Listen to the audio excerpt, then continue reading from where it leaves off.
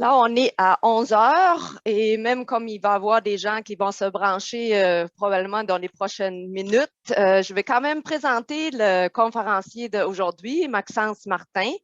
Maxence a fait son doctorat à l'Université de Québec à Chicoutimi et il a terminé en novembre 2019. Ça veut dire ça fait presque 2 ans maintenant, bonne 2 ans, tu as terminé ton doctorat.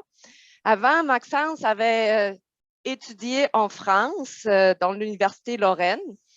Et actuellement, Maxence est postdoc à 2 universités, chercheur postdoctoral à l'Université de Québec en Abitibi-Témiscamingue, sous la direction de Osvaldo Valeria, et de Hubert Morin, ici à l'Université de Québec à Chicoutimi.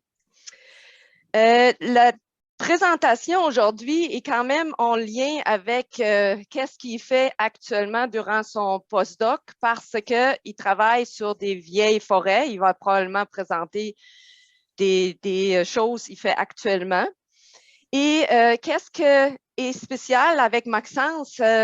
Il a vraiment fait un départ figurant depuis il est au postdoc avec les publications. Juste pour vous donner une idée, en 2020, Maxence a fait 6 publications scientifiques et en 2021, équivalent à ce nombre-là. Et il a aussi déjà écrit 2 chapitres de livres. Je pense que c'est quand même assez remarquable. Il y a actuellement sous sa co-direction 2 étudiants. Et durant ses études, il a aussi commencé déjà à donner des ateliers sur la formation R.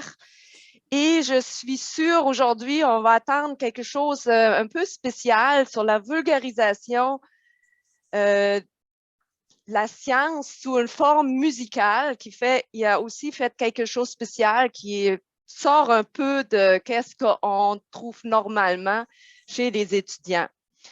Moi, je vais laisser à Maxence de présenter sa conférence et après, on a une période pour des questions et je vais vous demander de lever la main pour je sais qui veut poser une question. Alors, à toi, Maxence. Merci Cornelia. Puis merci au CEF aussi de m'avoir invité pour présenter mes recherches. Là, j'avais forcément pour commencer une partie présentation, mais on peut donc passer vite dessus parce que Cornelia a pas mal fait la job. C'est ça, actuellement, je suis donc postdoc à l'UQAT et à l'UQAC sur 2 projets différents, mais tous les 2 liés aux vieilles forêts. Donc, à savoir soit avec Osvaldo Valeria à l'UQAT, la télédétection des vieilles forêts, et avec Hubert Morin, on est plus sur la dynamique, les habitats et la conservation des vieilles forêts. Donc, au final, 2 façons différentes de voir le même sujet. Et en effet, même mon doctorat avant avec Hubert Morin et Nicole Fenton de l'UQAT ont été faits aussi sur le sujet des vieilles forêts. Donc c'est vrai que c'est un sujet que ça fait maintenant 7-8 ans que je travaille dessus. Et puis rapidement, en effet, avant, j'avais fait mon étude en France. Mais juste pour en parler, j'ai quand même un parcours un peu particulier parce que j'ai surtout de formation technique en environnement, en gestion forestière. Même ma maîtrise, au final, était plus une maîtrise technique avec un peu de recherche. Et je me suis vraiment orienté sur la recherche, un peu sur le tard, sur le doctorat, même si, durant mes formations techniques, j'avais déjà un intérêt pour tout ce qui était forêt naturelle, vieilles forêts et aménagement proche de la nature. Puis aussi, en autre activité, je suis le créateur et directeur de Symphonie Boréale, qui est un projet de médiation scientifique sur le sujet des vieilles forêts, mais dont je vais parler plus en détail dans la présentation plus tard. Parce que globalement, pour vous faire un petit plan, moi, comment j'ai vu ça, je voulais tout d'abord faire une partie un peu de contexte sur les vieilles forêts, où je vais présenter un peu c'est quoi les vieilles forêts, et puis mes résultats généraux de recherche. Mais là, pour cette présentation, je vais me concentrer plus sur 3 points particuliers que je voulais mettre en évidence. Le premier, c'est ce qui va être les dendro-microhabitats, que je vais plus appeler microhabitats par facilité dans ce qui va venir. Tout ce qui est le volet télédétection sur lequel je travaille actuellement, et aussi avoir vraiment une partie dédiée sur mon expérience de la médiation scientifique, et notamment par Symphonie Boréale, parce que je pense que c'est quelque chose d'intéressant qu'on ne voit pas forcément très souvent dans le domaine de la recherche, surtout ce qu'on fait nous. Donc, tout d'abord, pour commencer, je pense que c'est toujours intéressant de définir déjà c'est quoi une vieille forêt, de quoi on parle. Parce qu'il y a beaucoup de définitions qui changent d'un endroit à l'autre, qui changent d'une personne à l'autre, donc c'est assez complexe. Et c'est même pour ça qu'il n'y a pas vraiment de réelle définition d'une vieille forêt, c'est toujours un peu adaptable, bien c'est très vague. Donc, si on veut être généraliste, une vieille forêt, c'est une forêt relativement vieille, c'est évident, mais ça veut dire que c'est la forêt en elle-même qui a un certain âge, qui a un stade de succession assez avancé, donc depuis une perturbation naturelle ou anthropique majeure. Donc, il n'y a pas forcément besoin d'avoir des arbres vieux, et même encore moins des arbres grands dans une forêt pour que ce soit une vieille forêt. Ce qu'il faut vraiment, c'est que l'état forestier ait duré depuis un certain temps. Globalement, il faut que ces forêts soient peu ou pas perturbées par les activités humaines. Donc, c'est pour ça que souvent on les qualifie de forêts primaires. Mais bon, ces définitions entre forêt primaire et activité humaine, souvent, c'est vraiment une approche très occidentalo-centrée des forêts. Donc, c'est sûr, il ne faut pas qu'il y ait de gestion forestière telle que pensée de l'occidental. Mais on peut avoir des traces d'activité humaine dans les vieilles forêts. Ce n'est pas forcément antinomique. C'est juste que la majorité des cycles naturels ont fonctionné librement dans ces forêts-là. Et globalement, en fait, ce qui fonctionne surtout là-dedans, c'est une dynamique de mortalité et de régénération à faible et moyenne échelle. C'est-à-dire qu'on a une mortalité par arbre, par groupe d'arbres, mais on n'a pas, par exemple, une mortalité quasi totale de la forêt, par exemple, dû à un feu, où là, en fait, on réinitie la succession forestière, donc on sortirait d'état de vieille forêt. Bon, le problème, c'est que moi, je vous donne des définitions, vous voyez, sont très nuancées, c'est un peu compliqué, les seuils sont flous, et donc souvent, dans une partie d'aménagement, on ne s'embête pas trop avec ça, on se base souvent sur des seuils assez simples, assez stricts, par exemple, un seuil d'âge. Et si on prend le cas de la forêt bois du Québec, de la Pessière à mousse, donc les forêts d'épinettes noires, souvent on va dire plus de 100 ans, c'est une vieille forêt. Mais pourquoi s'intéresser aux vieilles forêts? Quel est l'intérêt de ça? Tout d'abord, on s'intéresse parce qu'elles ont des habitats spécifiques qu'on ne trouve pas ou peu dans les forêts plus jeunes ou aménagées. Le cas classique, c'est le bois mort, dont l'abondance et la diversité peuvent fortement influencer la biodiversité forestière, parce qu'une grande part des espèces forestières dépendent tout en partie du bois mort. On a aussi les habitats qui se créent à cause de la complexité de structures horizontales et verticales, qui se créent à cause des dendomicrohabitats, ou même de la continuité temporelle, qui va être très important pour certaines espèces qui sont très sensibles aux perturbations, par exemple. On a aussi de nombreux services écosystémiques, donc déjà les habitats, mais aussi le stockage de carbone, parce que souvent les vieilles forêts sont des sources, sont des puits, voire des grands stocks de carbone, y compris en forêt boréale, où en fait une bonne part du carbone forestier est stocké dans le sol. Comme on peut voir sur la photo du milieu, en fait, dès qu'on gratte un peu le sol, on voit des gros morceaux de bois mort très peu décomposés, donc qui restent dans le sol et qui stockent ce carbone à long terme. C'est aussi une sorte de ressource ligneuse non ligneuse, c'est une valeur paysagère pour créer des paysages de forêt naturelle, et ça même a un côté culturel, voire spirituel, parce que ça donne le sentiment de nature, de forêt intacte, donc vraiment de naturalité. L'autre raison pourquoi s'y intéresser, elle est moins joyeuse, simplement, c'est parce qu'elles sont en train de disparaître. Les vieilles forêts sont en train de disparaître partout à travers le monde, et c'est pas dû au changement climatique, c'est pas dû au rayonnement solaire, c'est vraiment dû aux activités humaines, c'est l'être humain qui cause la disparition des vieilles forêts, de manière plus ou moins importante. Par exemple, en forêt tempérée, vu que la présence humaine est beaucoup plus longue, beaucoup plus ancienne, des vieilles forêts, il en reste quasiment plus, ou souvent elles sont isolées dans des montagnes peu accessibles. Et en forêt boréale, on s'y attaquait beaucoup plus tard aux vieilles forêts, parce que souvent, ce n'était pas intéressant de monter dans le nord, couper des épinettes. Mais depuis la révolution industrielle, on a rattrapé notre retard. Et ainsi, on a vu, par exemple, en Scandinavie, une disparition quasi totale des vieilles forêts en moins d'un siècle. Et en fait, en Amérique du Nord, on suit exactement la même direction. C'est juste qu'on a commencé plus tard et on a de plus grandes surfaces. Et un peu pour illustrer ça, là, alors, récemment, j'ai un article de Terence Coss, qui est un activiste de Colombie-Britannique, au sujet justement des enjeux de vieilles forêts. Il y avait vraiment cette phrase qui m'a marqué. Nous avons abattu trop d'arbres, trop rapidement, dans trop d'endroits durant trop longtemps. Et c'est vraiment ça le problème des vieilles forêts, parce que souvent ce qui s'est passé, on avait accès à un territoire de forêt naturelle, de forêt intacte, et qui a été vu comme une ressource qui était là, mise à disponibilité, et dans lequel on se serait en quelque sorte jeté pour récolter tout ce qu'on trouvait, faisant qu'en fait, à cause de toutes ces actions passées qu'on a eues sur les paysages forestiers naturels, on arrive maintenant dans la situation actuelle où on a lancé une machine, on va dire, industrielle de récolte des arbres qui ne peut que mener à l'extraction des vieilles forêts à cause de l'impact qu'on a eu dessus. Une autre citation qu'il y a eu, c'est celle de Timo Kluvainen, qui est un chercheur finlandais qui est expert en vieilles forêts, qui un jour m'avait dit cette phrase-là, c'est « Quand une vieille forêt est perdue, elle est perdue à jamais ». Et ça peut paraître larmoyant, mais c'est bien le cas, parce qu'ici, sur la photo, ce qu'on voit, c'est un de mes sites d'études, c'est une vieille forêt d'au moins 300 ans, voire plus, que j'ai étudiée, puis en revenant 2 ans plus tard, elle avait été coupée par coupe totale. Et en fait, le problème, c'est qu'on n'a pas juste une perte de vieille forêt, parce que tous ces habitats dans la vieille forêt ont disparu, mais dans les faits, même si cette forêt va repousser, on ne va jamais lui laisser l'opportunité de retomber à cette vieille forêt. On va la couper d'ici 100 ans, 70 ans, voire même 50 ans, si on veut vraiment avoir une gestion assez intensive, faisant que ce qu'il y avait initialement de cette forêt-là aura disparu, ou bien il faut vraiment qu'on l'abandonne durant des siècles pour retrouver quelque chose de similaire à ce qu'on avait initialement. Et donc là, c'est un petit point que je voulais un peu noter parce qu'il y a encore, on remarque au niveau des communications, que ce soit gouvernementales ou même du privé, un certain jeu par rapport à la confusion auprès du grand public au niveau des termes. Parce que souvent, on va dire, mais non, au Québec, il n'y a pas de déforestation, ce qui est vrai.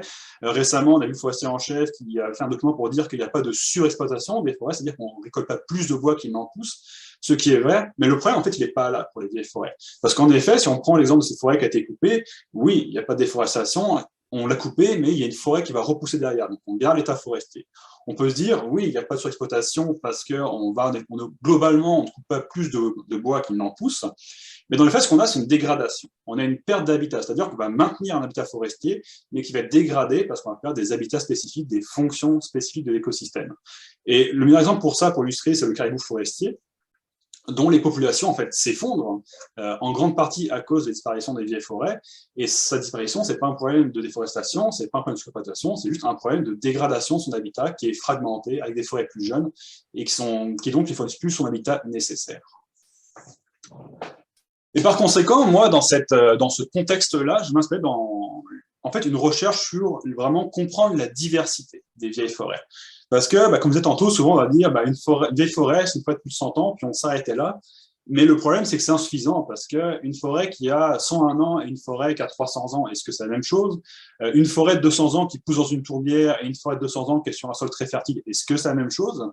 Une forêt de 200 ans qui vient de subir une pique d'ordre de bourgeons liquinètes, donc un insecte défoliateur, est-ce que c'est équivalent à une forêt qui est récemment perturbée? Pas forcément, en fait, on ne le sait pas, et souvent on a encore trop tendance à dire les vieilles forêts, c'est ce grand ensemble homogène statique, il faut conserver des vieilles forêts, donc on veut juste garder un certain nombre, mais sans les voir plus loin au niveau de la diversité interne. Donc moi, je cherchais à comprendre, oui, mais donc au sein des vieilles forêts, est-ce qu'on a vraiment une diversité de structures, est-ce qu'on a une diversité d'habitats de vieilles forêts? Et s'il y a une telle diversité, comment est-ce qu'elle s'explique? Quels sont les facteurs environnementaux, historiques qui vont façonner cette diversité? Est-ce qu'elle est clairement identifiée, cette diversité, et est-ce qu'elle est protégée? C'est-à-dire, est-ce qu'on peut au moins maintenir des surfaces suffisantes et représentatives de vieilles forêts dans les territoires aménagés? Et ça, ce dernier point est assez important, parce que souvent, là, on l'a vu vraiment récemment au Québec, quand on parle de protection, souvent on a tendance à protéger ce qui a vraiment peu de valeur économique. C'est-à-dire qu'on va aller, on a vu les zones protégées qui ont été d'un coup changées pour être mis au nord, limite nordique des forêts tribales, c'est-à-dire des forêts qui n'ont aucune valeur économique, ou récemment 150 000 hectares de forêts soi-disant protégées pour le caribou, qui étaient des forêts en tourbière, donc avec très peu de valeur pour le caribou. C'est vraiment symptomatique d'un problème qu'on a en gestion, en conservation, parce que souvent, ce qu'on protège, entre guillemets, c'est la scrap. C'est-à-dire que c'est ce qui n'a pas de valeur, on va le laisser de côté, comme ça, on atteint nos seuils de surface à protéger, donc on a un joli chiffre à présenter, mais dans les faits, sur le plan purement écologique, sur le plan purement fonctionnel, on peut quand même perdre des habitats, on peut perdre des fonctions des écosystèmes, et dans les faits, ces stratégies-là, au niveau conservation, sont juste un échec. Et donc, si je peux résumer mes principaux résultats, donc ce qu'on a vu déjà, c'est qu'on a vraiment une forte diversité de structures et d'habitats de vieilles forêts, y compris dans les vieilles forêts boréales. Même si souvent c'est juste de l'épinette, ça peut avoir l'air très simple, on a vraiment des changements de structure, d'habitat, de composition qui sont très marqués. Et ça, c'est en partie dû à une dynamique de perturbation, de génération complexe. Donc, on a tout d'abord la succession forestière, qui va en fait voir le changement d'arbres apparus après feu par de nouvelles cordes d'arbres tolérantes à l'ombre. Mais même une fois que ces changements sont faits, on peut après avoir toute une diversité de perturbations naturelles en termes de sévérité, de régularité, de nature, qui vont créer une matrice en fait très complexe de structure et donc d'habitat. Et ce qu'il en sort de manière très synthétique, c'est voilà, si on a des vieilles forêts de 120 ans, ce n'est pas des vieilles forêts de 150 ans, ce ne sont pas la même chose, donc il faut vraiment réussir à avoir les vieilles forêts d'une manière plus complexe pour pouvoir permettre leur bonne gestion et leur bonne protection. Et l'un des problèmes en forêt boréale, ce qu'on a vu, c'est que cette diversité est fortement sous-estimée par les inventaires forestiers, parce que souvent on applique des seuils et des méthodes qui ne sont peut-être pas adaptées aux forêts boréales, faisant que la moitié des forêts sont juste classées forêts de plus de 100 ans, régulières et équoyennes, alors que dans ces forêts-là, on trouve vraiment des forêts très, très complexes, avec une structure donc inéquienne, une structure aussi verticale et horizontale complexe, des habitats diversifiés, un âge beaucoup plus ancien que 100 ans. Et ça, actuellement, c'est très, très peu identifié, donc on sous-estime très fortement dans notre connaissance même en fait, du paysage forestier la diversité des vieilles forêts. Et ça, c'est d'autant plus grave parce qu'on a aussi regardé un peu l'impact des coupes forestières en comparaison des feux pour voir si au moins l'impact de la coupe forestière était similaire à la principale perturbation naturelle en forêt boréale. Et déjà, ce qu'on a vu, c'est que les coupes, contrairement au feu, se concentrent presque essentiellement sur les vieilles forêts, mais en plus vont se concentrer sur les forêts à forte valeur économique, ce qui se comprend vu que c'est une industrie, donc il y a toujours un enjeu de profit, de profitabilité à réaliser. Mais là où le feu, lui, va plus brûler des peuplements assez peu productifs, souvent en fond de vallon sec. Donc ça montre qu'en plus des problèmes de disparition de vieilles forêts, de fragmentation de vieilles forêts, on a aussi un risque de perte de diversité, de représentativité des vieilles forêts, faisant qu'en fait, dans les paysages aménagés, il y a un risque d'avoir très peu de vieilles forêts qui sont en plus des forêts de faible valeur, peu productives et assez moribondes, qui sont supposées en fait servir de dernier îlot naturel dans les territoires aménagés, faisant que ces stratégies de conservation sont peut-être vraiment pas efficaces et sont un problème. Et donc, en fait, quand on fait de la recherche, souvent, on a une question, on fait une étude, on a une réponse, et une fois qu'on a des réponses, on a des nouvelles questions. Et suite à ça, moi, les questions que je me suis posées, c'était un peu comment est-ce qu'on peut mieux comprendre la diversité d'habitats dans les forêts, quels outils on a pour voir quelle biodiversité potentielle on a dans les forêts. Et le deuxième point, c'est voir comment on peut améliorer nos inventaires forestiers pour mieux comprendre ce qu'on a dans les paysages boréaux. Et donc, c'est donc ici que je vais me lancer sur le sujet maintenant des dendromicrohabitats. Et pour donner un peu de contexte, la création de ce concept-là s'inscrit dans ce casse-tête qu'est l'inventaire de biodiversité. Parce que souvent, il faut faire un choix. Est-ce qu'on va être exhaustif, donc c'est-à-dire qu'on va inventarier tous les taxons possibles, mais si on fait ça, déjà ça coûte très cher, et on ne peut pas prendre beaucoup de sites. Donc souvent, juste pour des problèmes purement techniques et économiques, on va se restreindre sur un faible nombre d'espèces. Et on remarque souvent un biais d'inventaire envers les espèces populaires, donc tout ce qui va être les mammifères, les vertébrés en général, donc aussi des oiseaux, les plantes vasculaires, ou au niveau des insectes, plus les lépidoptères, les papillons. Faisant que notre connaissance, souvent, de la biodiversité est assez limitée, parce que tout ce qui va être champignons, lichens, les mousses, les invertébrés, on a beaucoup moins de données sur ce sujet-là. Et donc, les dendromicrohabitats, donc maintenant je vais dire microhabitats parce que c'est beaucoup plus simple, ce serait un peu une potentielle alternative. Et qu'est-ce que c'est? Alors, souvent, une définition très simple, c'est toute structure qu'on va trouver vraiment bien distincte sur un arbre et qui peut servir d'habitat à des espèces durant toute une partie de leur cycle de vie. Et là, je vous présente ainsi une figure synthèse d'un article qu'on a actuellement en révision, qu'on a préparé, qui montre globalement c'est quoi les microhabitats, avec les 7 grandes familles qui peuvent après se diviser en sous-groupes et en sous-sous-groupes. Donc, on a aussi bien le bois mort, tout ce qui est bois mort dans nos pieds, donc des branches cassées ou des branches-chaises, toute structure épiphyte comme des nids, des mousses, des lichens posés sur les arbres, des exudats, les coulées de sève, les coulées de résine, forcément les cavités, qui sont le microhabitat le plus connu, donc que ce soit des cavités créées par les pics ou des cavités créées par pourriture, toute excroissance comme les chancres, les loups, toute blessure en fait faite sur le tronc qui va exposer le bois, ça peut être un microhabitat, et même les champignons saproxyliques sont déjà une espèce tant que telle, mais servent d'habitat à d'autres espèces. Et donc là, on a un peu la synthèse de tous les grands groupes d'espèces qui peuvent utiliser les microhabitats, et ce qu'on voit, c'est qu'ils permettent vraiment d'accueillir des espèces extrêmement diversifiées, aussi bien animales, vertébrées, invertébrées, que végétales ou fongiques, ou bien un mélange des deux. Et en fait, pour donner un peu de contexte sur ce sujet, c'est un concept qui est très récent. C'est l'étude de microhabitats seuls comme les cavités, c'est assez ancien, mais vraiment cet intérêt pour l'ensemble des différentes microhabitats qu'on trouve dans les forêts, ça a moins de 20, globalement, ça a une vingtaine d'années, voire ça s'est vraiment développé au cours des 5-6 dernières années. Donc là, récemment, on fait un peu le bilan, et pour promouvoir ce concept, on a fait une revue de littérature, et là, ce que je vous montre, c'est la carte du nombre d'articles traitant du sujet du microhabitat par pays. Et ce qu'on voit, c'est vraiment très peu diffusé, c'est essentiellement la France, l'Allemagne et l'Italie, ensuite l'Europe, un peu l'Amérique du Nord, vite fait l'Océanie, mais globalement, c'est un concept encore très peu connu. Moi, je l'ai connu quand j'étais en France, justement parce que c'est un concept qui est pas mal franco-allemand, donc c'est ce qui m'a aidé à le découvrir. Mais au moins, c'est un concept qui est en expansion, qui se développe de plus en plus. Et on a aussi des travaux d'homogénéisation des différentes typologies, différentes approches pour étudier les microhabitats qui ont été mis en place, notamment cet article de Laurent Larieux en musique, qui est vraiment la base pour étudier les dendromicrohabitats. Ça permet en fait d'avoir accès à une typologie vraiment détaillée, homogénéisée, que tout le monde peut utiliser pour pouvoir avoir la même approche, la même méthodologie, ce qui facilite encore sa diffusion. Et donc moi, en arrivant au Québec, j'ai apporté ce concept avec moi. Je me suis dit, j'ai remarqué qu'il n'était vraiment pas appliqué pour notamment l'Est de l'Amérique du Nord, donc j'ai cherché un peu à l'appliquer, soit dans des projets de maîtrise, de doctorat et de post-doctorat. Ce qui fait qu'à date, on a déjà eu 3 recherches publiées sur ce sujet-là, et qui, globalement, déjà, ce qui est intéressant, c'est bon, aussi bien de la forêt tempérée, donc des érablières, jusqu'à la forêt boréale. Ici, l'épaissière. Et ça, c'est important, ce dernier point, parce qu'on a très, très peu de connaissances sur les microhabitats en forêt boréale. À date, il y a seulement 2 études sur le sujet qui sont toutes en Europe. On n'a vraiment aucune connaissance, par exemple, en Amérique du Nord, dans les forêts boréales, des microhabitats, si on accepte juste les cavités. Et on a un peu regardé de quoi dépend leur abondance, leur diversité, leur richesse. Et en fait, ça dépend de plusieurs choses. Tout d'abord de l'arbre, forcément, parce que des arbres plus gros comportent plus de microhabitats, des arbres moins vigoureux aussi, donc c'est-à-dire sénescents, voire même morts à différents niveaux de dégradation, vont souvent comporter une plus grande richesse, une plus grande diversité de microhabitats. Ce qu'on a vu de manière assez faible, c'est qu'il y a comme une agrégation des arbres portant de microhabitats. Ils ont l'air de se réunir un peu au niveau spatial. Donc, on a des petits paquets d'arbres qui portent plus de microhabitats que la moyenne. Et il y a un effet peuplement très marqué. Tout d'abord, un effet âge. Les vieilles forêts contiennent beaucoup plus de microhabitats que les forêts jeunes ou aménagées.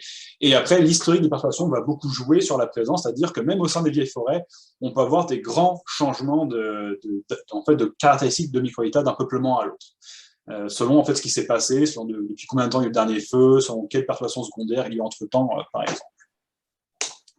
Aussi, on a cherché à mettre un peu, à resserrer le lien entre les microhabitats et ce qu'on appelle les défauts des arbres. Parce qu'au Québec, on a une approche extrêmement détaillée d'inventaire des défauts forestiers, la typologie de Boulet, pour ceux qui la connaissent, où vraiment on est très très précis pour inventer nos défauts. Mais sauf que souvent, défaut des arbres et microhabitats, c'est la même chose. Par exemple, un sporophore, comme on voit le champignon sarcoxylique, pour un forestier, c'est un défaut. C'est-à-dire que l'arbre est en train de pourrir, son cœur est en train de pourrir, le bois perd en valeur, voilà, l'arbre va perdre en vigueur, donc c'est un défaut qu'il faut retirer. Pareil pour une fente. Une fente, c'est un accès de la pourriture, c'est une dépréciation de la qualité du bois. Donc quand on voit ça en forêt, il faut de préférence le retirer. Par contre, c'est sûr que les deux concepts ne se superposent pas totalement. Là, au milieu, on a ce qu'on appelle un balai de sorcière, donc on va dire un développement aberrant de branches à cause d'un champignon. Ça, bon, pour le forestier, c'est sur les branches, c'est pas grave, donc c'est pas forcément un défaut. Mais ça montre vraiment, on a voulu montrer qu'il y avait un lien très fort, et le risque qu'il y a, c'est vu que beaucoup de microhabitats sont des défauts, c'est-à-dire qu'en forêt aménagée, où on a tendance à retirer les habitats qui ont des défauts, qui ont une faible valeur économique pour favoriser des beaux arbres qui ont une bonne valeur, les microhabitats vont disparaître. Et ça, c'est quelque chose qu'on a vu en Europe. Souvent, les forêts aménagées, alors ça, elles sont très belles, hein, c'est des forêts extrêmement belles, mais on a des arbres de super qualité, mais il y a zéro microhabitat, il y a une très faible diversité, parce que justement, les actions forestières font qu'on a tendance à trier, à retirer un arbre, dès qu'il a le moins de défauts, on le coupe pour favoriser des tiges dites parfaites. Et nous, au Québec, on s'est intéressé à voir les impacts de sylviculture, parce qu'au final, les méthodes sont souvent les mêmes, mais au Québec, on va dire, l'impact de l'aménagement forestier est beaucoup plus récent, comparé par exemple à la France ou l'Allemagne, où dans les forêts publiques, ça dure des fois depuis 3, 4, voire 5 siècles. Et pour le moment, on a vu des impacts variables qui, en fait, dépendent de l'histoire de la forêt. Par exemple, pour des coupes partielles, on a vu clairement que ces coupes partielles mènent à une réduction des microhabitats parce que, notamment, tous les arbres avec des fentes, des champignons ont tendance à les retirer très rapidement parce que ils vont déprécier la qualité du peuplement pour le sylviculteur. Par contre, dans des forêts gérées par coupe jardinatoire, donc vraiment de la gestion arbre par arbre, on a remarqué qu'il y avait, dans des érablières d'ailleurs, on a vu qu'il n'y avait aucune différence entre des vieilles forêts et des forêts aménagées au niveau des microhabitats.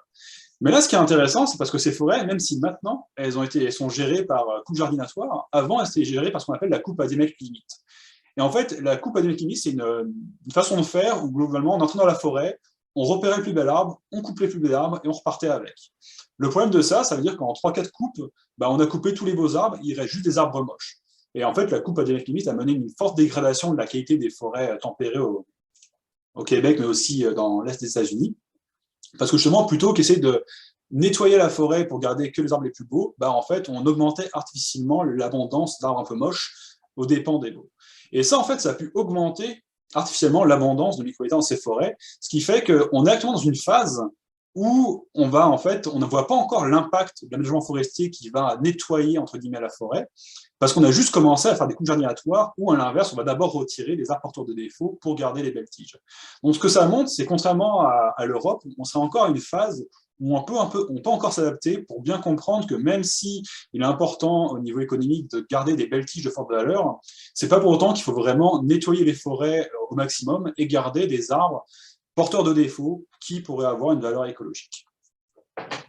Donc ça, c'est les 3 projets qui sont globalement finis, et on continue de travailler là-dessus.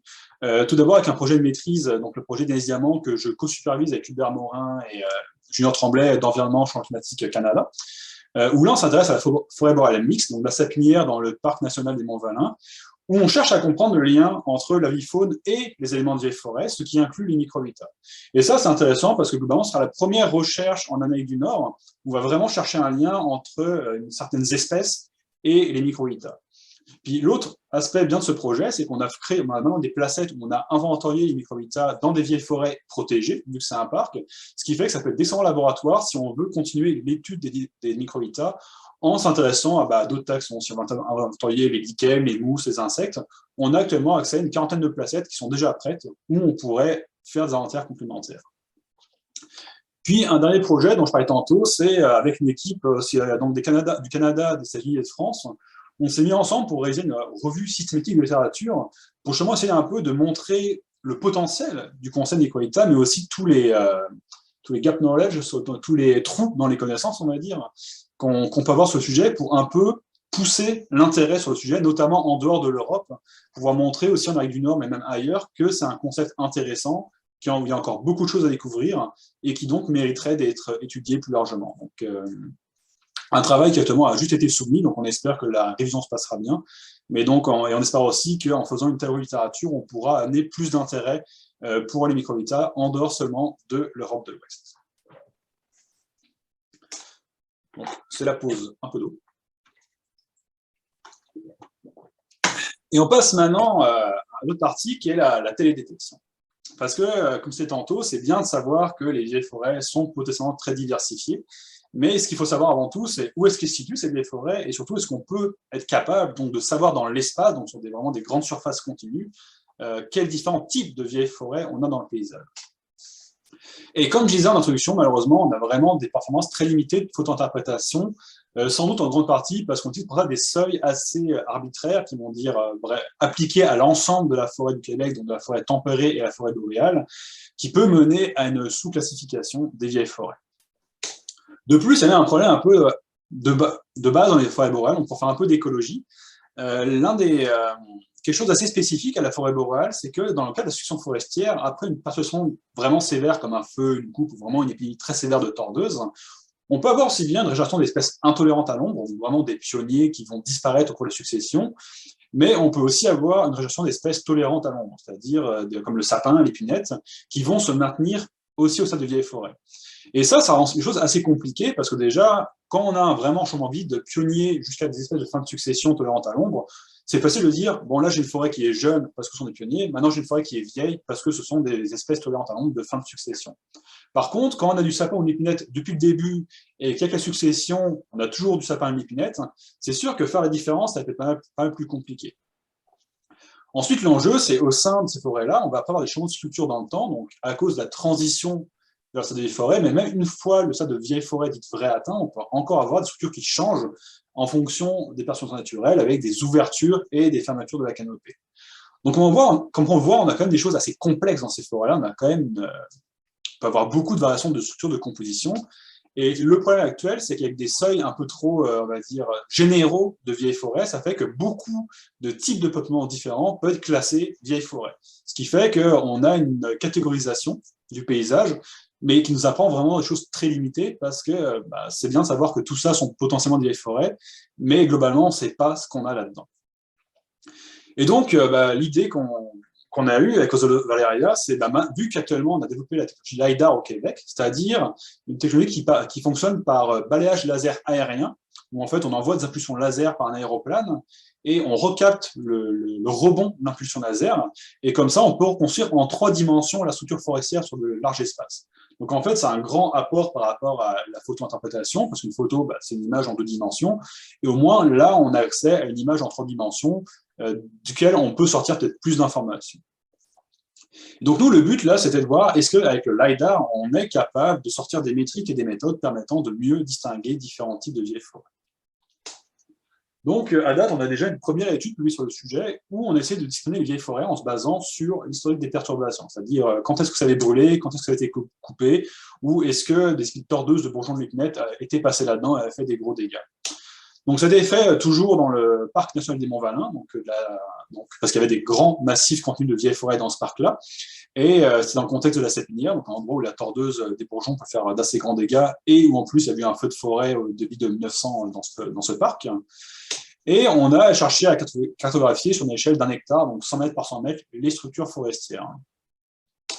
Et ce qu'on a obtenu, c'est que on voit que le lidar, ça marche assez bien. On arrive vraiment bien à distinguer, par exemple, d'un côté, les forêts de seconde venue, donc des forêts coupées il y a 50 ans, des vieilles forêts dites en transition, qui ont environ 100 ans, donc ont été brûlées il y a 100 ans, qui approchent du stade de vieilles forêts, puis des vieilles forêts vraies, qui donc n'ont pas brûlé depuis au moins 130 ans. Et au sein de ces vieilles forêts, on est même capable de vraiment bien distinguer différentes structures qui étaient dues à différents impacts de l'épidémie la tordeuse des bourgeons des années 70. C'est-à-dire qu'on va vraiment distinguer les forêts peu ou pas perturbées, les forêts légèrement perturbées avec des trouées de taille assez moyenne, puis les forêts vraiment perturbées avec des grosses trouées bien visibles. Et donc ça, c'est vraiment une première étape très importante parce que à date, vraiment, la recherche sur les méthodes permettant de distinguer différents types de vieilles forêts avec le LiDAR, c'est quasiment inexistant, et encore moins en forêt boréale. Donc, c'est vraiment, ça démontre vraiment le potentiel du LiDAR pour mieux comprendre nos paysages forestiers. Dans ce cas, la limite qu'on avait, c'était, on se basait sur les cartes de feu anciens, et ces cartes ne vont pas jusqu'à plus de 130 ans. C'est-à-dire que pour les vieilles forêts vraies, on peut juste dire, ce sont des forêts qui ont plus de 130 ans, mais on était incapable d'aller plus loin, et on sait que dans ces paysages-là, on a des forêts qui ont facilement plus de 200 ans, plus de 300 ans, voire même potentiellement plus de 5000 ans dans les forêts situées au sommet des montagnes, où globalement, il n'y a jamais de feu de forêt. Donc, une seconde étape, ça a été de se dire, est-ce qu'on peut distinguer nos structures de vieilles forêts en nous basant sur le temps depuis feu? Pour ce faire, on a déménagé plus au nord, dans la Pessière, donc forêt d'épinette noire, au niveau du lac Péribonka, parce que c'est un secteur intéressant où on a encore certes des gros massifs de vieilles forêts, mais surtout, on avait des forêts de référence assez intéressantes. Parce qu'on avait déjà une partie du paysage qui avait brûlé il y a 115 ans, donc il y avait un feu de forêt qui était passé par là, ce qui fait qu'on a, on a une vieille forêt, donc au niveau, on va dire opérationnel, ça plus 100 ans, c'est une vieille forêt, mais elle est vraiment tout au début de cette vieille forêt, elle est encore en transition. Mais aussi, juste à côté, on avait des vieilles forêts protégées, donc des écosystèmes forestiers exceptionnels, là, pour ceux qui connaissent ces forêts-là, qui, elles, n'auraient pas brûlé depuis au moins 250 ans. Donc là, ce qui est intéressant, c'est qu'on avait accès donc, à des données de référence de vraiment vieilles forêts en transition, donc jeunes vieilles forêts et des très vieilles forêts, sur laquelle on pouvait entraîner des modèles à base de données LiDAR pour voir est-ce qu'on peut distinguer assez efficacement ces deux types de vieilles forêts et est-ce qu'après on peut prédire dans le paysage où sont au niveau des forêts qu'on ne connaît pas, c'est-à-dire que les forêts qui ont plus de 130 ans, donc pour lesquelles on n'a pas donné de carte de feu, mais qui ne sont pas protégées, est-ce qu'on peut estimer si ces vieilles forêts dites inconnues seraient plus des vieilles forêts en transition assez jeunes ou des vieilles forêts de plus de 250 ans. Et globalement, ce qu'on obtient, ça marche assez bien. Donc là, c'est un article qu'on a soumis, là, donc qui n'est pas encore validé par les pairs, mais on a trouvé des résultats très positifs. Parce que, par exemple, ce qu'on voit en orange, ce sont en fait des vieilles forêts qui ont été classifiées comme étant vraiment très proches actuellement des vieilles forêts de plus de 250 ans. Et donc, de cette manière, on peut vraiment mettre en évidence des grands massifs continue, homogène, de très très vieilles forêts au sein des paysages boraux, ce qui fait qu'on a vraiment une amélioration entre juste dire ça c'est des forêts de plus de 100 ans, là on passe à là ce sont des vieilles forêts qui ont vraiment potentiellement plus de 250 ans, qui sont très vieilles. Et elles sont au sein d'une matrice de forêts plus jeunes, donc ici en bleu, mais qui avaient au moins 125 ans, mais de leur structure, on peut interpréter qu'elles avaient au moins 150-200 ans, ce qui fait qu'on avait quand même une structure de vieilles forêts assez complexe. Et ça permet vraiment de montrer à quel point un paysage de forêt peut être assez complexifié, que ce n'est pas juste la même chose, on a vraiment des groupes distincts de forêts. Et tout ce qui reste là-dedans, c'est en jaune, c'est par contre des vieilles forêts pour lesquelles on ne savait pas trop, le modèle n'était pas capable de faire un choix entre transition et très vieilles forêts. Et donc, on a remarqué que ça ne fait jamais des massifs continus, c'est souvent des petites interfaces au sein de nos deux grands groupes, ce qui laisse penser que ce sont vraiment des structures intermédiaires qui font plus des transitions entre différents types de vieilles forêts. Puis un dernier point que je vais amener, ce qui a montré ce projet, c'est par contre à quel point on manque de données de validation de terrain. Parce que quand on fait des modèles LiDAR, enfin des modèles même de télédétection, c'est mieux d'avoir des données de terrain pour se dire, on allait voir sur le terrain, est-ce qu'on a raison, est-ce qu'on a tort.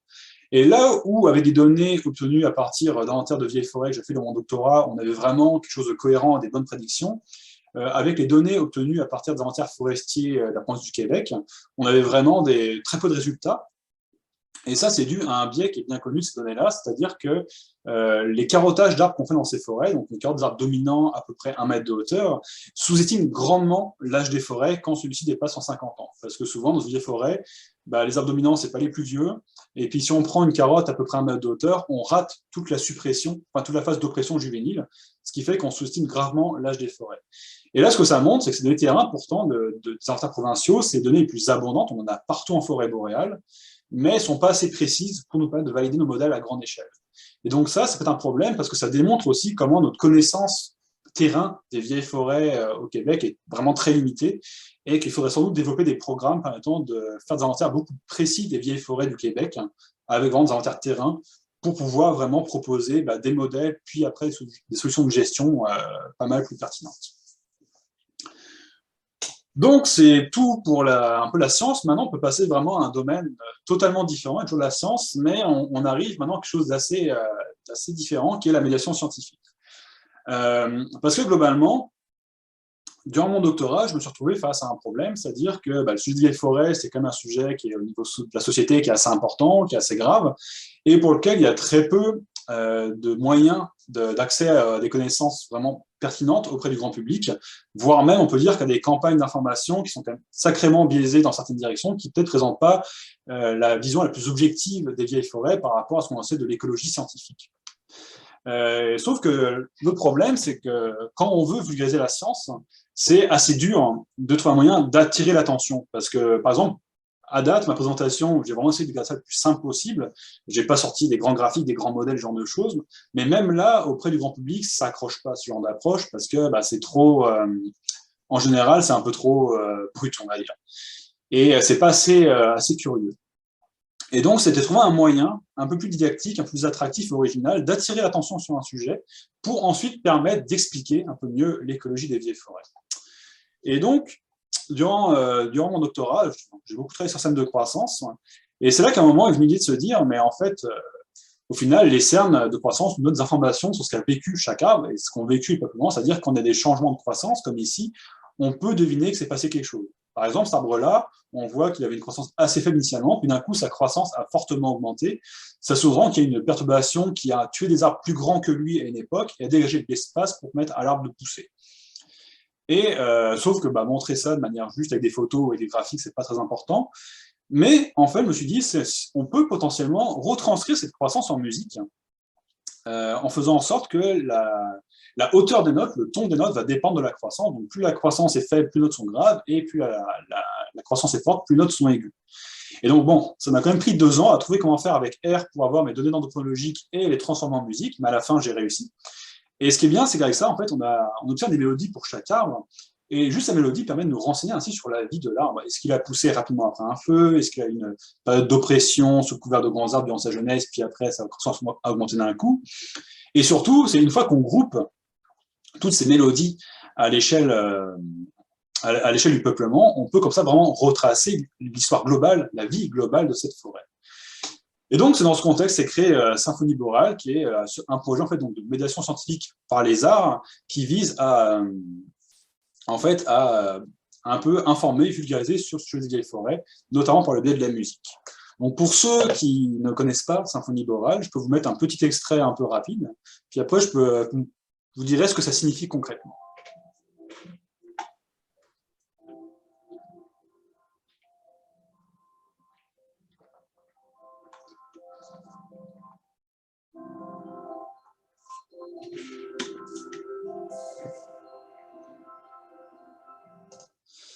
Alors globalement, ce que vous avez pu entendre, au début, on avait quand même des notes qui étaient plus dans les, on va dire, les médiums un peu graves. Puis à un moment très court, une sorte qu'on peut vraiment une descente très rapide dans les basses. Puis après, toutes les notes sont parties plus sur des notes très très aiguës. Et en fait, là, ce que vous avez entendu, c'est l'impact d'une épidémie de tordose de l'épinette de sévérité intermédiaire. Parce qu'en fait, ce qu'on avait au début, on avait une vieille forêt assez stable, donc les arbres ont une croissance faible à modérée, il n'y a pas de grandes choses qui les fait... ils vont croître très peu parce que globalement, toute la canopée est remplie, donc il y a peu d'accès à la lumière. Et en 70, la tordeuse des bourgeons de l'épinette est arrivée, a fortement défolié tous les arbres de la forêt, donc d'où la descente dans les basses. Parce qu'en fait, durant ces 3 ans-là, les arbres avaient tellement peu d'aiguilles qui ne pouvaient plus pousser. Donc forcément, les cercles de croissance sont devenus très très très fins.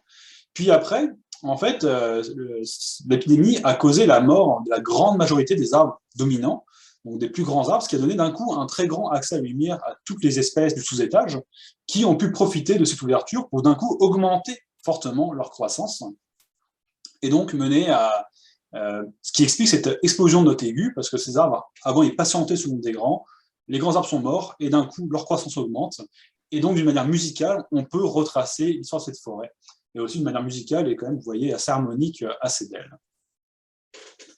Et donc globalement, une fois que j'avais créé ça, j'avais trouvé un bon moyen de vulgariser ma recherche, mais juste avoir des symphonies, les mettre en ligne sur YouTube, c'était pas suffisant. Il fallait être capable après d'amener tout un contexte autour pour contextualiser, pour diffuser les symphonies boréales.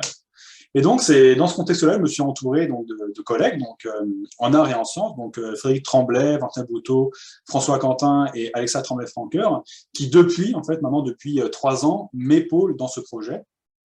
Et pour ceux qui étaient présents au 13e colloque du CEF, donc en 2019 à l'UQAC, on avait présenté la première exposition de symphonie borale, et c'était vraiment la première fois qu'on avait rendu ça public.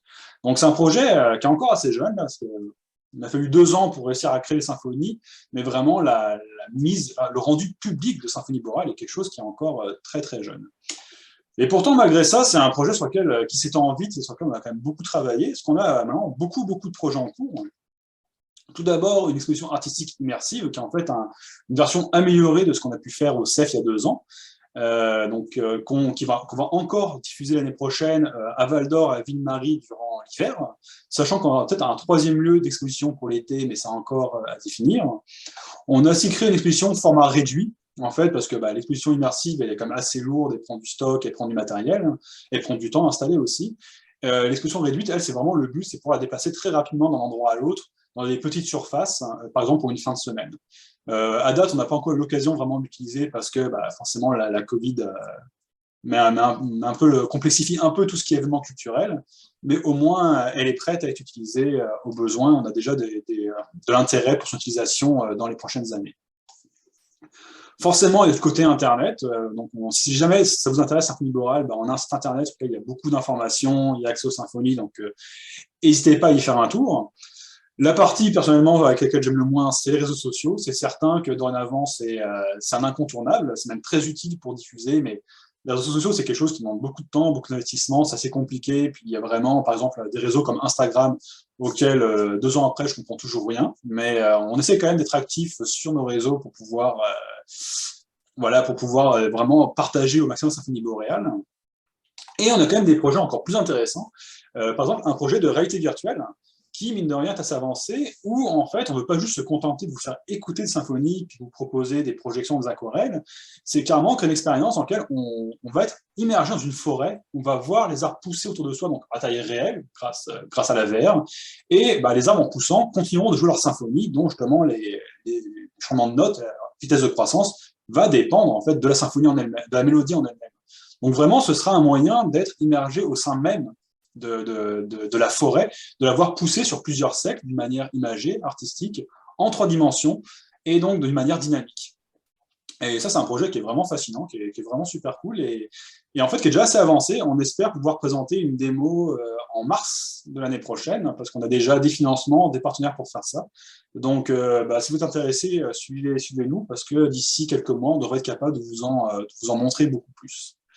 On a aussi un projet de trousse pédagogique qui a pris un peu de retard en création avec la Covid, mais le but, c'est de proposer quelque chose aux étudiants, enfin plus aux scolaires, aux jeunes, en fait une sorte de jeu permettant de mieux comprendre ce que signifie Symphonie boréale, l'implication au niveau écologie, biodiversité, ce genre de choses, et qui peut être utilisé en complément avec les expositions, avec la réalité virtuelle.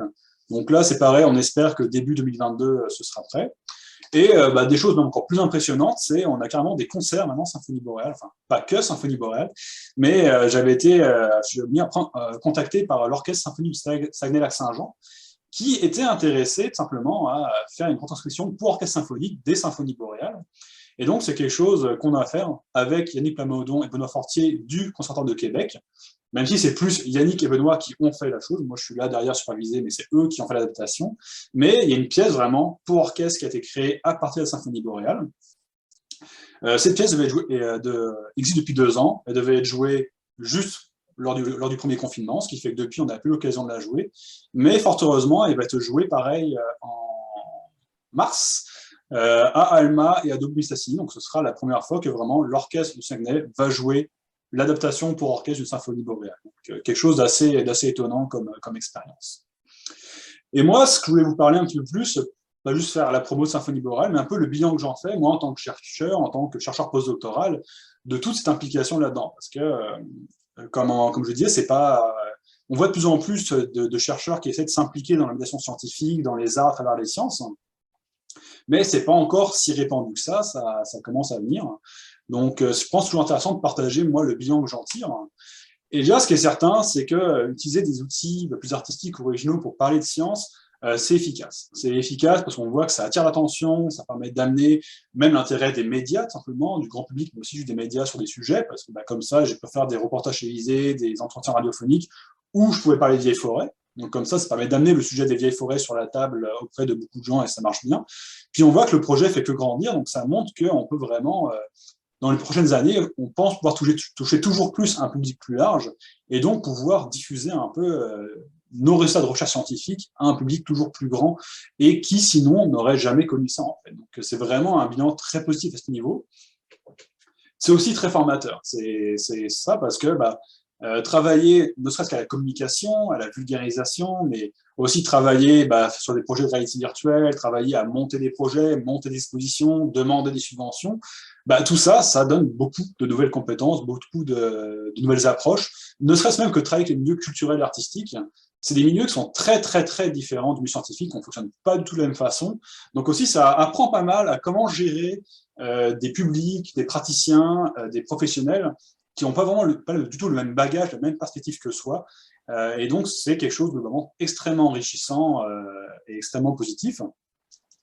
Ça permet vraiment de développer aussi un grand réseau de partenaires. Donc là, c'est un peu tous ceux qui on travaille, qui nous financent, qui nous soutiennent.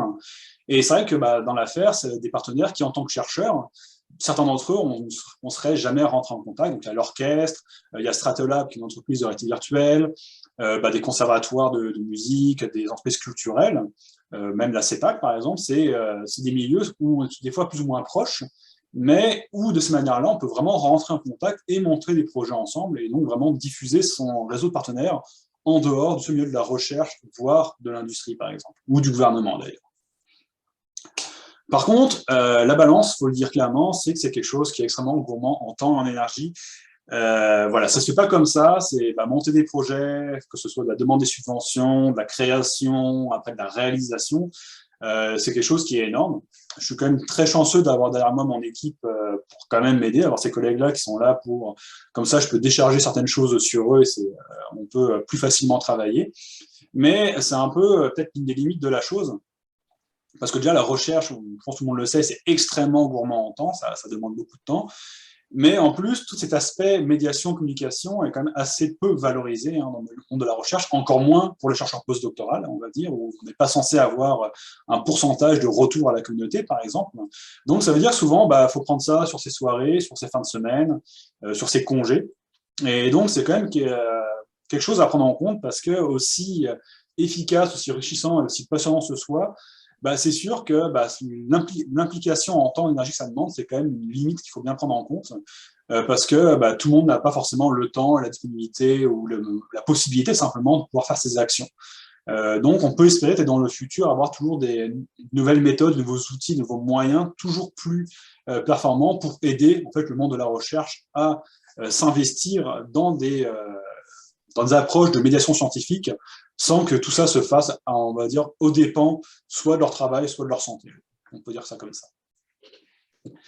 Mais, puis donc, on arrive maintenant à la conclusion. J'espère vous avoir pas trop assommé avec un peu ces 40 minutes de présentation.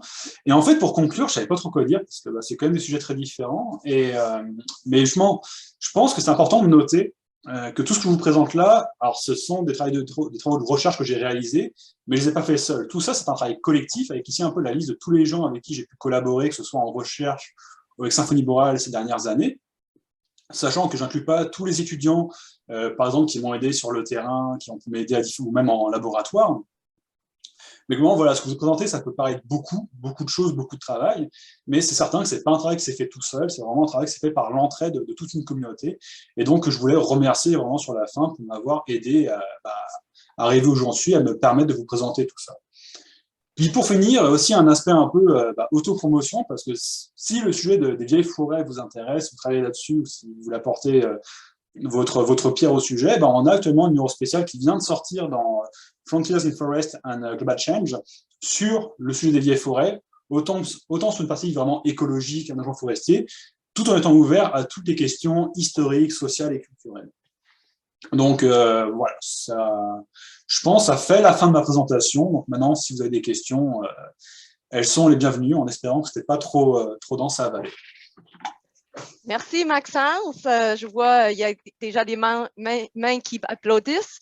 J'aime beaucoup ton dernière partie avec la symphonie boréale. Et juste hier, j'ai assisté à une formation sur équité, diversité et inclusion. Et effectivement, les grands subventionnaires sont en train de réfléchir, de sortir le canvas, de juste regarder des publications. Ça veut dire la symphonie boréale, ils vont le valoriser aussi comme un grand support pour la recherche qui fait, ils sont en train aussi de modifier un peu leurs affaires. Je voulais juste dire, parce que tu dis, oui, mais c'est pas vraiment valorisé. Et moi, je trouve au contraire, c'est important, on sort un peu de notre façon de faire, de juste publier dans des revues scientifiques pour vulgariser plus qu'est-ce qu'on fait et quels résultats on obtient. J'ouvre la porte. Est-ce qu'il y a des questions? Et dans le moment, je ne vois aucune main levée, mais moi, je vais commencer pour ouvrir la balle. Je suis presque sûre plusieurs personnes, c'était un mot nouveau, la dendromicro-habitat. Je pense plusieurs personnes l'ont pas vraiment attendu l'Amérique du Nord. Je voulais juste savoir, est-ce que tu as vu ou est-ce que tu as travaillé là-dessus pour dire, si j'ai un pourcentage X dans mon peuplement, des arbres qui ont un pourcentage Y de micro-habitat à l'intérieur, est-ce que ça va aider pour classifier, c'est une forêt qui va se classer vieille forêt, ou est-ce que c'est plus la structure d'âge et structure tridimensionnelle qui va plus aider pour caractériser des vieilles forêts? Je ne sais pas, est-ce que ma question est très claire? C'est clair. C'est intéressant parce que justement, on a un article qui est sorti il y a quelques mois sur le sujet. On regardait justement au sein des vieilles forêts boréales comment l'abondance, la diversité des micro-états et du bois mort variait au sein des vieilles forêts. Et déjà, en fait, ce qu'on voit pour les micro-états, c'est intéressant. On a vu deux dynamiques. Parce que déjà, grosso modo, leur abondance, même leur richesse, elle augmente avec le temps. C'est-à-dire qu'une forêt qui a 100 ans a beaucoup moins de micro-habitats qu'une forêt qui a 200 ans. Parce qu'en fait, ça va augmenter avec le temps. Donc, une forêt qui a 50 ans en a encore moins, forcément. Et par contre, rendu là, à peu près 200 ans, c'est-à-dire qu'on a encore, les derniers arbres de la cohorte après feu qui a, donc vraiment sont des grosses épinettes très sénescentes. Après, ça va baisser un peu, la densité micro-habitat, mais ça va très fortement varier. C'est-à-dire qu'au sein de vraiment des vieilles forêts vraies multicohortes, on a remarqué qu'il y a des forêts qui étaient assez riches en micro-habitat, qu'on avait encore beaucoup, moins que d'après le pic, mais quand même un certain nombre, mais d'autres qui étaient très pauvres. Alors forcément, surtout si on tombe dans les forêts un peu en tourbière où les arbres sont très petits. Mais ce qu'on a vu, c'est que donc il y a vraiment deux dynamiques. La première, c'est plus le temps depuis feu qui va amener à un pic de micro-habitat vers 200 ans. Puis après, on a une très forte variation qui peut fortement changer et on n'a pas vraiment pu identifier pourquoi ça change à ce point. Mais ce que ça montre, c'est au sein même des vieilles forêts vraies, on pourrait avoir des compositions en micro-état extrêmement différentes d'une forêt à l'autre. Donc maintenant, le but, ce serait savoir pourquoi. Ce serait comprendre pourquoi, parce que par contre, même si les vieilles forêts vraies vont être un peu moins riches en micro-habitat qu'une forêt de 200 ans, par exemple, on a remarqué que le bois mort, lui, est toujours plus abondant, plus diversifié dans ces vieilles forêts, ce qui fait qu'après, il y a un équilibre à trouver. Mais on remarque justement, les études en fait, faites en Europe notamment ont montré qu'entre les vieilles forêts ou les forêts non aménagées et les forêts aménagées, il y a souvent plus de micro-habitat et plus de diversité dans ces forêts non aménagées ou vieilles. Mais on ne s'est jamais intéressé à comprendre au sein des vieilles forêts l'hétérogénéité. Donc maintenant, on est rendu à la phase de se dire, OK, donc nous, on a montré que c'était hétérogène, et donc va arriver la phase suivante, c'est pourquoi c'est hétérogène. Donc on espère pouvoir comprendre, répondre à ces questions maintenant dans les prochaines années, mais ça peut en effet aider à classifier même différents types de vieilles forêts, en fait, selon leur valeur habitat, par exemple. Parfait. J'ai une question qui est écrite par Patricia. Comment pourrions-nous mieux caractériser les vieilles forêts lors des interventions forestières? Qu'est-ce qui manque comme information? Ben, je dirais que lors de l'intervention, c'est un peu trop tard parce qu'au final, la machine est déjà sur place, elle est déjà présente. C'est peut-être plus la planification. Et à mon sens, ce qui manque, c'est vraiment au niveau de la cartographie simplement des vieilles forêts, d'avoir au niveau des données d'inventaire forestier, au niveau même de toutes les données qu'on peut avoir, c'est avoir des cartes beaucoup plus précises de quel type, est-ce qu'on a des vieilles forêts vraiment dans le paysage, puis quel type de vieilles forêts qu'on a où. Parce qu'une fois que l'on sait ça, on peut mieux se dire, alors où est-ce qu'on peut couper, si on coupe ici, quelle vieille forêt on va impacter, sur quelle on va avoir un impact, quelle influence on peut avoir sur le paysage, on pourra mieux prédire notre effet sur le paysage. Le problème, en effet, c'est parce que si on attend d'être rendu sur place pour se dire, bah, tiens, c'est une vieille forêt, le risque, c'est ça, pour moi, c'est que ça arrive un peu trop tard, c'est vraiment en amont, c'est dans notre connaissance du paysage forestier, ce serait réussir à avoir une meilleure connaissance du paysage. Mais c'est justement lors des inventaires, comment on peut mieux caractériser les vieilles forêts? Ben là, ce serait justement, ça se serait développé. Je pense que le LiDAR a ce pouvoir déjà de pouvoir différencier des vieilles forêts de différents âges. C'est-à-dire que là, j'ai une vieille forêt qui a 100 ans, une qui a plus de 200 ans. Donc déjà, ne serait-ce qu'avoir 2-3 classes de succession au sein même des vieilles forêts, ce serait assez précis à mon début. Après, on peut même avoir différentes structures, comme on l'a vu dans les Montvalin-Sapinière. Au sein même des très vieilles forêts, on peut avoir différents gradients de perturbations récentes. Et là, on travaille, on espère faire ça l'année prochaine, pouvoir même essayer de prédire le potentiel écologique, par exemple en bois mort, en micro-habitat des vieilles forêts. Donc comme ça, dans le meilleur des cas, on pourrait après prédire est-ce que ces vieilles forêts-là ont le potentiel d'avoir beaucoup d'habitat, est-ce que celle-là a moins de potentiel. Et donc à terme, on pourra aussi mieux choisir un peu quand on va couper. Est-ce qu'on va vraiment, on peut aller dans des forêts qui ont un plus faible potentiel écologique, par exemple, dire bah là, il y a un secteur où, de par leur structure, il y a peur d'avoir beaucoup de bois mort, beaucoup de micro-habitats, donc potentiellement, on pourrait aller plus couper là-dedans et épargner des massifs, par exemple, très vieux, avec beaucoup de bois mort, beaucoup de micro-habitats. Mais donc, c'est pour ça que je pense que, justement, c'est pour ça que la présentation, il y avait un point vraiment sur l'aspect télédétection, parce que je suis assez convaincu que la connaissance de notre territoire, c'est vraiment la clé pour une meilleure planification, car malheureusement, actuellement, je trouve que notre connaissance, notamment du paysage boréal, est extrêmement limitée et extrêmement. D'ailleurs, c'est pas que le Québec, hein, globalement, c'est tous les paysages boréaux. On a vraiment tendance à sursimplifier notre vision des paysages forestiers, ce qui fait que souvent, on se retrouve trop tard devant le fait accompli à se dire bon, bah, on a eu un impact, on a modifié le système, on a perdu des choses, mais on ne sait pas quoi, on ne sait pas à quel niveau, c'est trop tard. Ça, c'est un peu mon expérience d'Européen qui parle de.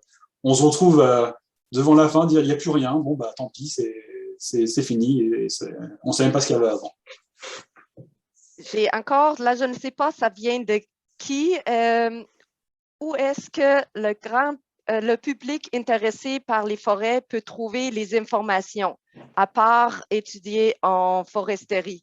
Là, je ne sais pas, est-ce que c'est pour la Symphonie boréale? Tu l'as quand même bien montré, il y a des sites sur lesquels on peut avoir l'information, mais par exemple, justement, sur les vieilles forêts, plus les notions scientifiques, est-ce que tu as autre moyenne développée que les articles scientifiques? J'imagine que c'est dans ce sens la question est posée. Bah, malheureusement, je trouve que sur ce sujet, il n'y a pas beaucoup de ressources, justement. C'est un peu. Globalement, tout ce qui est un peu de la communication scientifique, on va dire, entre guillemets, à peu près objective, donc vraiment sur les connaissances scientifiques sur les vieilles forêts, voire même l'écologie forestière en général, malheureusement, je trouve qu'il n'y a pas grand-chose, parce que souvent, ce qui est disponible, c'est la vulgarisation qui est faite, on va dire, avec forcément des biais. Forcément, moi, en tant que chercheur, j'ai peut-être mon biais aussi.